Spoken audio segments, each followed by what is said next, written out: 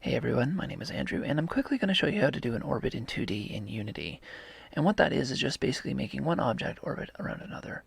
So we've actually just taken the script directly from the Unity API, and I'm going to break it down and show you how it works really quickly. So I've actually made some slight modifications. I've added a speed instead of using their default 20.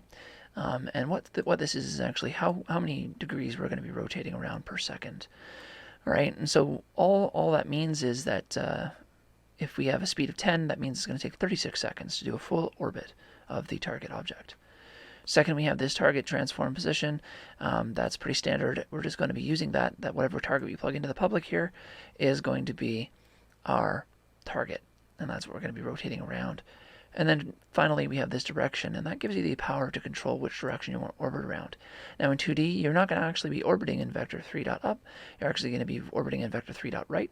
But let's go ahead and have a look at what that looks like in Unity. All right, so we're waiting for that to compile.